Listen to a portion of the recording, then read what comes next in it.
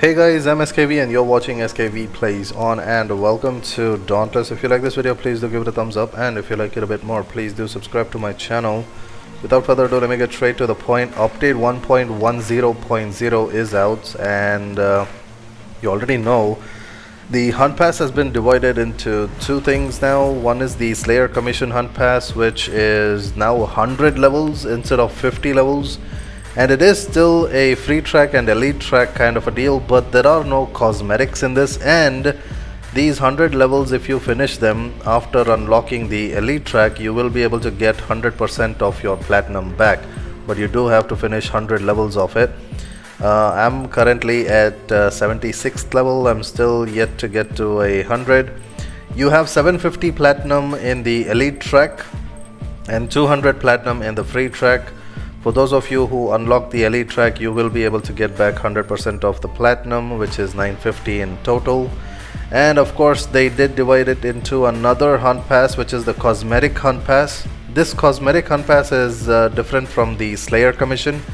Slayer Commission is now only for the particular resources like the patrol chest, bounty tokens, exploration merits or combat merits, and also Aether Sparks and Transmog cores, and of course platinum and rams. Of course, you will be getting your platinum back over here, but in the Cosmetic hunt pass, it is purely cosmetic, and those of you who missed out on previous seasons in the previous years of Dauntless, you will be able to unlock these particular cosmetics, but this time you have only 30 levels of it for you to do, and you do not get the platinum spent on the Cosmetic hunt pass. Only the Slayer Commission hunt pass, which is a 100 level hunt pass, you will get back your platinum if you complete the 100 levels. But here it's a level 30 hunt pass, and it's cosmetics. All the transmogs for the previous seasons of the hunt passes will be available from time to time. You can get it. The most current and new cosmetic hunt pass is the Monster Inside, this one. And there's also a Shadow Slayer one, which will come soon. After that, they will be cycling through all the previous seasons from the previous years, and you'll be able to get those particular cosmetics. You will kind of be shown this particular exclamation mark at the top of each level, letting you know that you already have that particular item or transmog, so you don't have to spend the platinum for it. Again, the cosmetic related hunt pass will not give you platinum back. It's only the Slayer Commission hunt pass which will give you platinum back. You will be able to make platinum over here from the free track, of course, but from here the cosmetics, it's like it says purely cosmetics, so you will be spending if you have missed out the previous seasons in the previous years of Dauntless. Anyways, now getting to the main point of this particular video, I just wanted to show my axe build, sword build, and chainblade build. I've been kind of changing it up from the previous builds. Of course, Dauntless also keeps changing and updating and progressing every year, so even I have to change my builds and update my builds as well. Right now I'm headed to Twilight Sanctuary. I'll be showing off my axe build first before I fight the Shroud. I am using a Radiant weapon, Chrono War weapon, which is going to be effective against a Umbral Behemoth. I'm going to be fighting a Shroud, so let's see the build, shall we? This is my Chrono War weapon, and I do have a Relentless Onslaught special, a Overcharged Cylinder, and the weapon bond is a Rezakiri axe. The Relentless Onslaught is a special that you can get from the Lady Luck store if you have the particular marks, guild marks for it, or the steel marks for it. The Overcharged Cylinder will help me with 4 stacks of determination instead of the default 3, and of course the Radiant Rezakiri helps with the +6 cunning build, and also the fact that it has 12% chance to do double hits, which will help me with the extra bit of damage from the axe. The lantern I'm using is a Shrike for extra bit of attack speed and movement. The Skullforge helmet mainly because it is an exotic helmet, the Charog's exotic helmet. The special effect of this particular Skullforge helmet is that it provides a little bit of shield on the stamina bar instead of the health bar. The stamina bar does not get depleted too quickly when I'm charging the weapon, and the axe needs a lot of stamina when you're charging, and it depletes the stamina very quickly. Even the heavy attacks deplete the stamina as well, so this particular Skullforge helmet is to prevent the stamina bar from going down too quickly. And of course it gives me +3 Molten, which again adds up to the attack speed, and because of the +3 I made it a +6 Molten, which gives me extra bit of attack speed and movement speed and immunity towards the heat or any type of fire damage that I might get from the behemoths. And of course the Shroud chest piece, the Charog arm, and the this is the Thrax boots. So at a total I'll get +6 Aether Hunter, +6 Cunning, +6 Molten, +6 Pulse, +6 Rage. Only Energized and Parasitic will be at +3. Energized mainly for the weapon meter gain, and Parasitic of course a little bit of lifesteal here and there. Every time I get hit it will give me a delayed damage, which means I'll be getting damaged over time. My health will not go down too quickly, and I'll get lifesteal so that I can pretty much get back that whatever damage that the behemoth did to me, I'll be able to get it back with the amount of damage I do to the behemoth, with the lifesteal of course. Anyways, here we go. You will see what this particular axe build is capable of, and of course the also the charge speed of the axe because of the Molten and also the Shrike Lantern.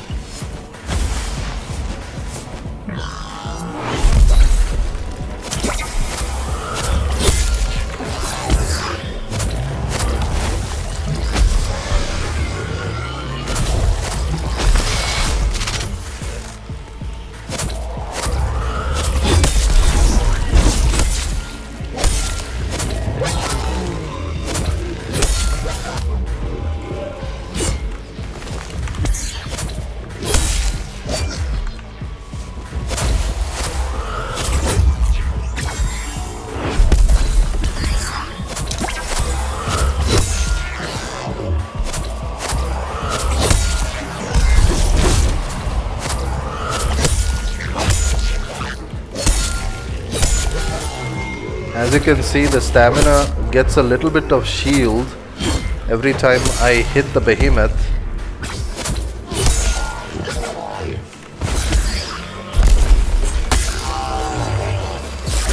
If you would move please, I would like to get my axe back.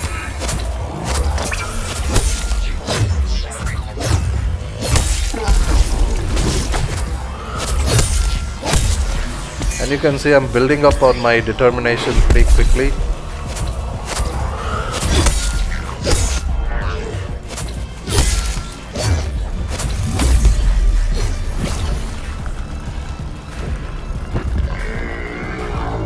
If you already have the 4 stacks of it,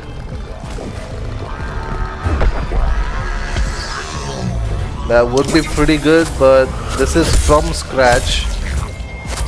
Also showing you how quickly I can get back my stacks also, and also my determination built up.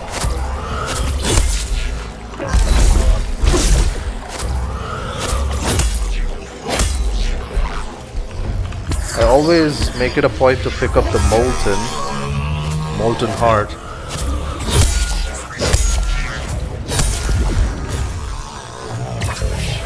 This is actually pretty easy to get rid of.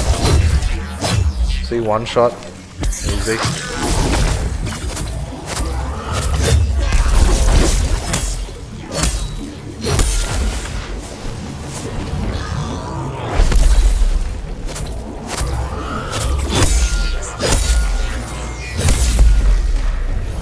Now, I'll get the 3rd determination up, like so. And then instead of hitting it again, I'm gonna stack up on my weapon meter more faster, because I do have the +3 energized. It may not be too fast, but it's good enough and helps me get a decent amount built up as well. See, I'm already at 4 stacks of the determination. And this guy is almost dead as well.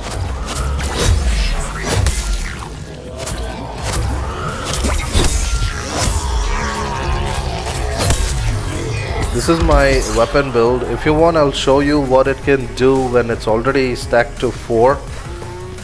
I just have to wait for the shroud to come back again. The first fight, obviously, I had to kind of get the determination and weapon meter built up, get a level 4 of it. Now that I have the 75% damage from it, we shall start off.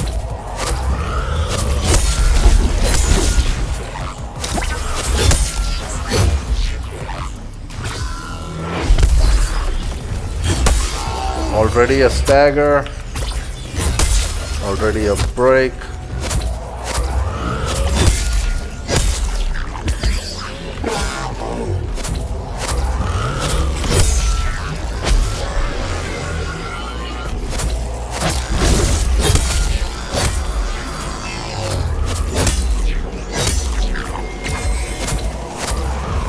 Okay. I already got 2 breaks with the 75. Now I just have to get a interrupt on this guy, like so, and get a bit of damage, part damage on the other wing. And there's the break. Get some attack speed, go for the legs this time. And the leg is out, try to get the tail, but he's already gonna get killed, so I'm gonna go for the right leg this time. There we go, and he's about to get taken out.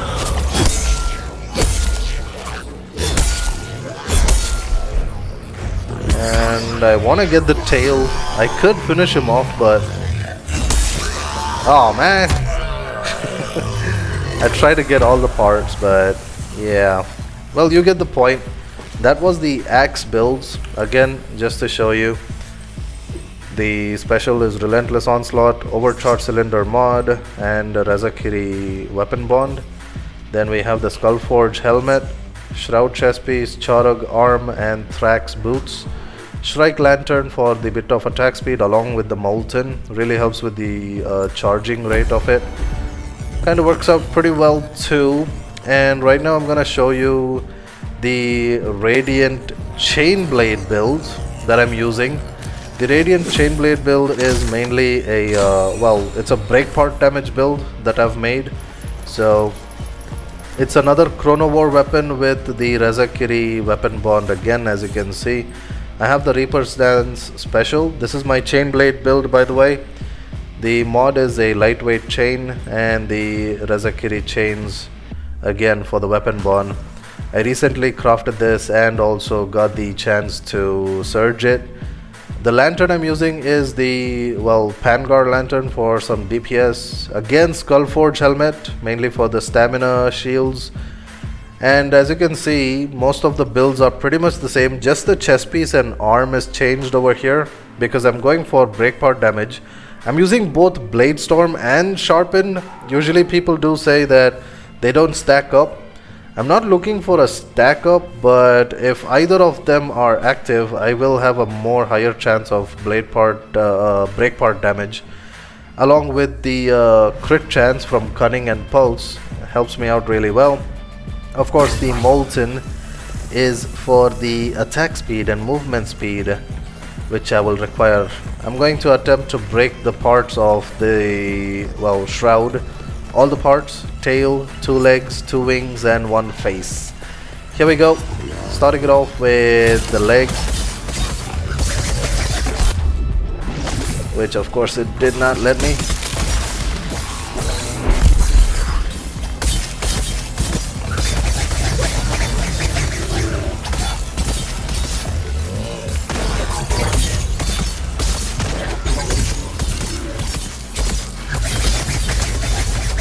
As you can see, already 1 break. Another break.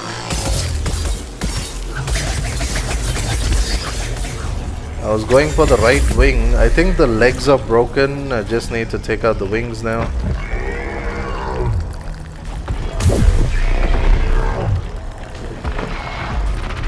Ah, missed it.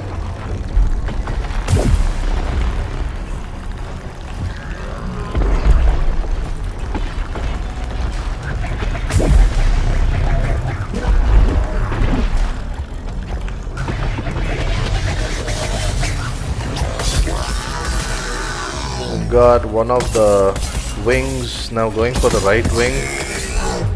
Okay. Or maybe I can get...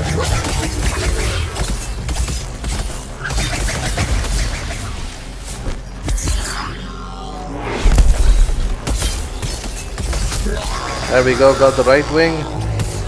Oh no, that was the face.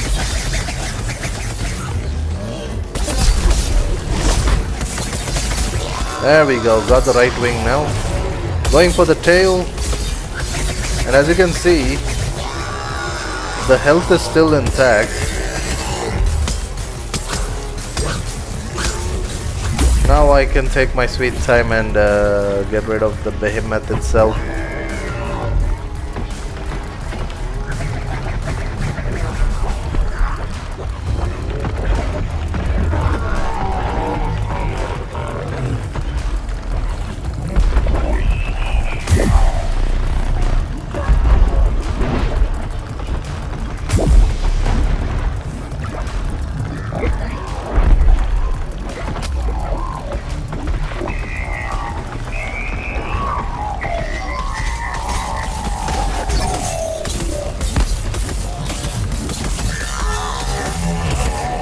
Voila. All I did was light attacks, dash, and the combo for light attack, the first one.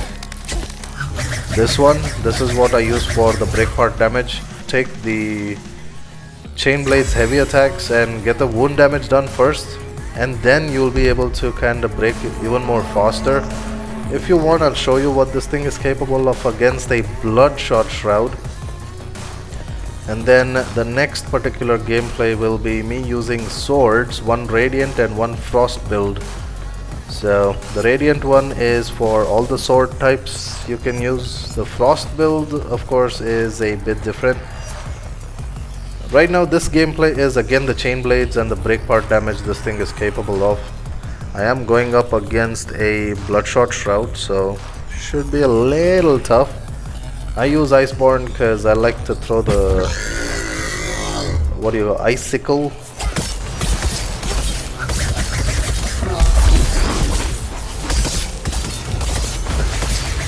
Again, I'm going for the legs first.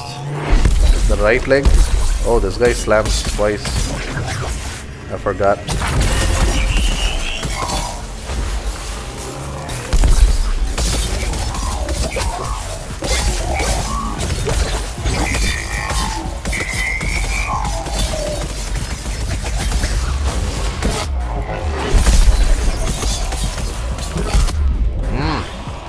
I did not see that one coming.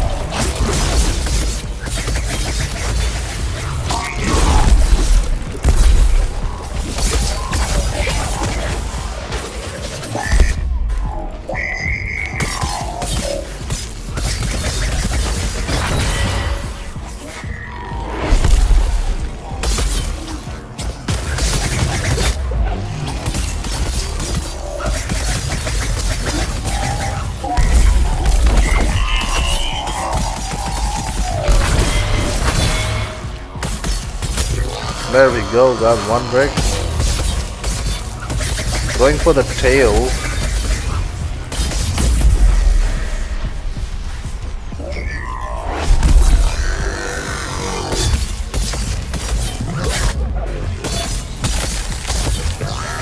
Got the tail.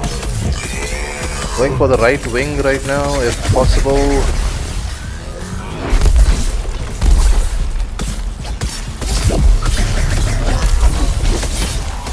Or I'll go for the left wing, because it's much more closer.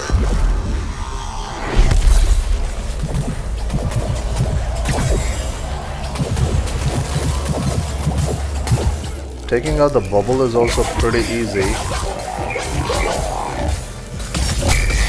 There we go, got the leg, I think.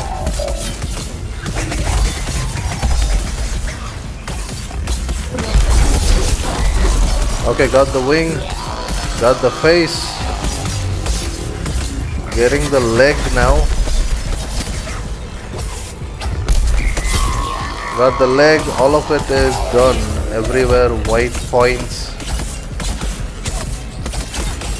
Yep, all of the parts are broken now. Now I just have to concentrate on finishing it off, that's all. Yeah.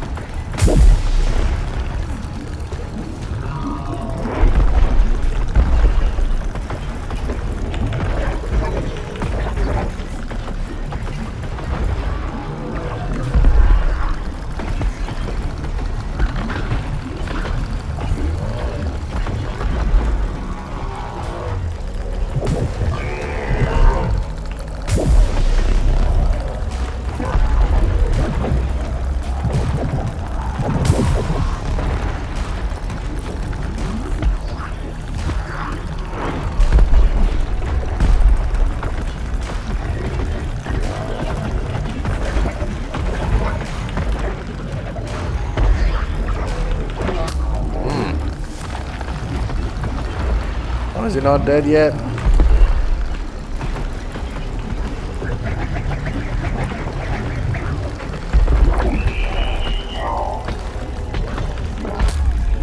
Ooh, the heavy attacks kinda slow you down way too much. But yeah, against the Bloodshot Shroud, got all the parts broken, part damage builders on point. And now, I'm gonna show you the sword build. Okay, right now this is my sword build. I'm gonna be showing you the Radiant sword build, which will be, well, you can kinda use it for other elementals as well, this particular build. Right now I'm using my Chrono War sword, Edge of Tomorrow, and I have the special Avenging Overdrive. This one also, you get it from the Lady Luck store, and the Dynamic Blade Core mod, and the Rezakiri weapon bond. Of course, again you can see same armor parts, Skullforge, Shroud, chest piece, and then the Charog arms, and then the Thrax boots. I kinda used this particular armor setup mainly for the Cunning and Pulse, and then the Rage and Aether Hunter. The cell slot kinda helps along with the weapon. And of course the Drask Lantern for a bit of shock damage, sometimes helps with the electric shock stagger, but not always. But yeah, it definitely helps with extra bit of DPS. And as you can see, Energized and Parasitic again at level 3. Same builds as before for one of my previous axe builds. I do have the Aether Hunter and Rage. You can kind of switch it out, these Aether Hunter and Rage, for some other like stagger or break part damage if you want. Mine is pretty much the Aether Hunter and Rage mainly for the elemental type of behemoths. And since I have the Radiant weapon, I'm going to be showing you this particular sword, what it can do against Mr. Shroud over there. These builds kind of work even on very hard difficulties of the hunting grounds when they are unranked.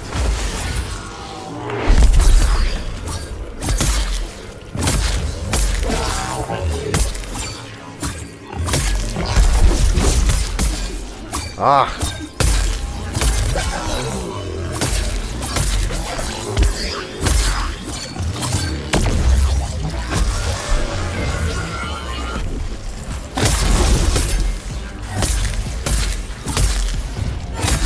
I'm usually trying to build up on the Valor meter first, and then I start using Resounding Echo and my Avenging Overdrive.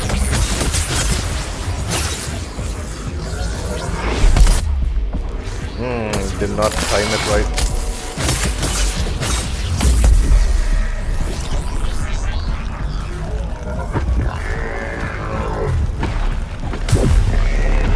But you can already see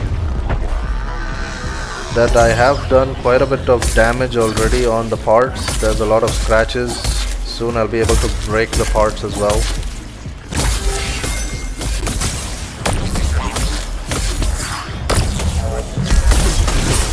There we go, broke one part, got the stagger.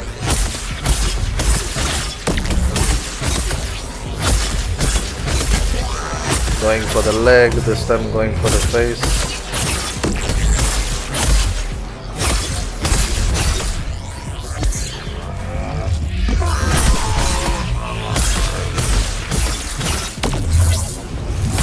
Oh, I didn't even see the health is already down. It's probably gonna... Yeah, probably gonna get killed very quickly. That was my Radiant. Of course it is very effective against a Umbral type. You can even use this on the, well, Rift Stalker too. If you want, I'll show you what this particular Radiant weapon can do against the Rift Stalker also. It's very important that you interrupt Rift Stalker as much as possible, because those are the chances you get to do more amount of damage to the Rift Stalker. Right about like that. Keep all options open for interrupting behemoths.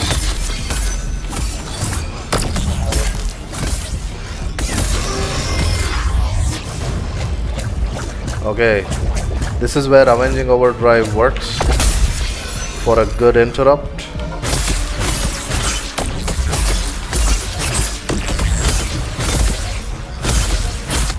Ow.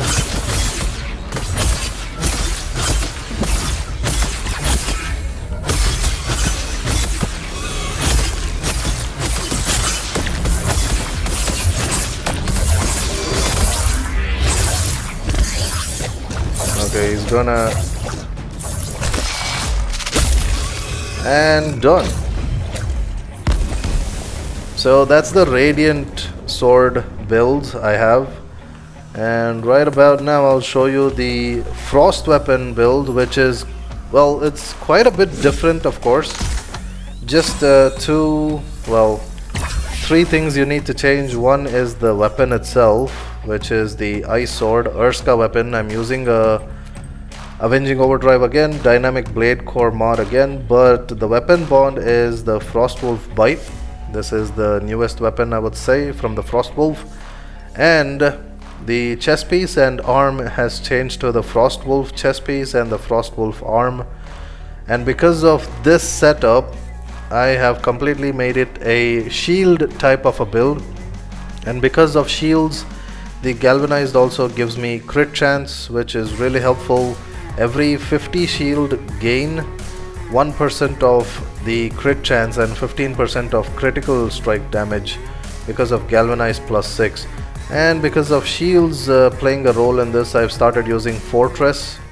And also, well, it kinda helps out that this thing kinda adds more shields. You could use even the Skarn Lantern if you want. I'm using the Pangar because of the Geyser ability that the Frostwolf Bite has. And of course, you could probably use the Omnicell Bastion if you want the shield related thing to go a bit more higher. But I noticed that the Bastion, you have to lose shields and you kinda keep having to lose the damage output as well. So I thought I'll just keep the damage output consistent with the Pangar. And I'll show you what this thing can do right now. And the Geyser really helps with break part damage as well.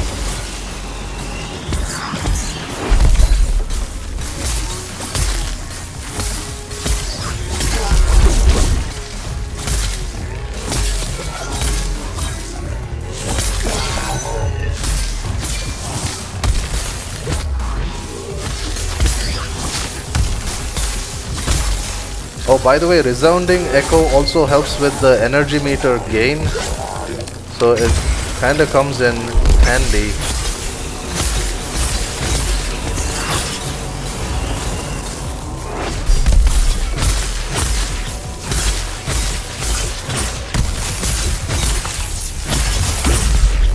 And now What are you?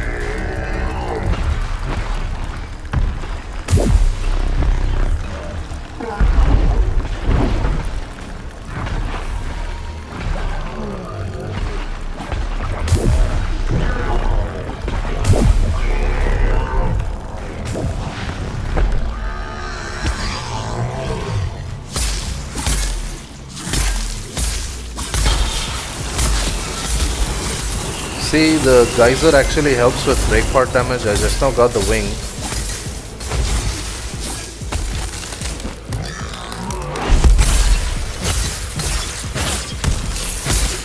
Even the resounding echo helps. There we go, got quite a few parts broken. He's about to get killed.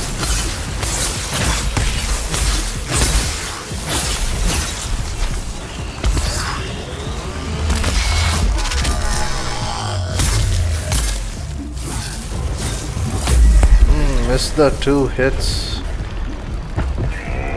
Needed those last 2 hits. There we go, done. So that's my ice sword builds. Works really good in Blazeworks because it's an ice type, and well, most of the heat related behemoths, well, Hellion for example, I'll show you what this weapon can do against the Hellion. And of course you do have the Molten, which gives you fire immunity. Here we go. Build up on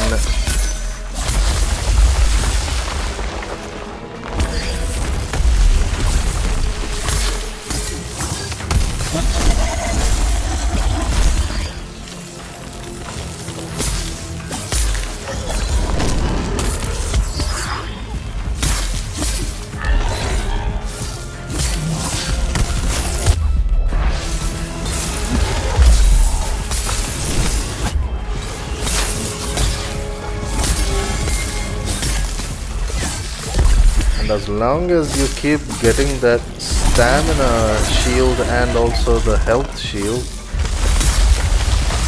you should be good. Here we go.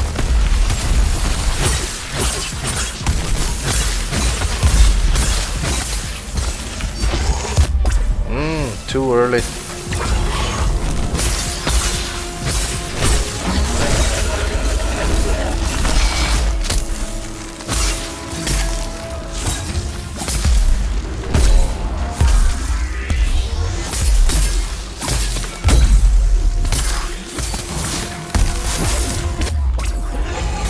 I lost my shields, my crit damage is down now,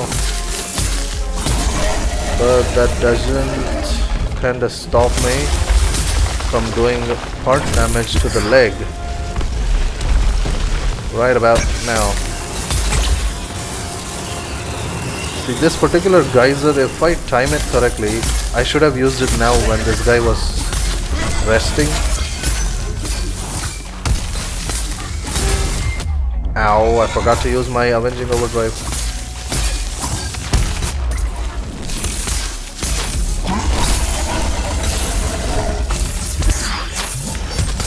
There we go, got the stagger.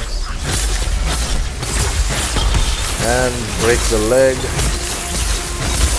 There we go. Leg is gone, going for the tail. He's almost done though.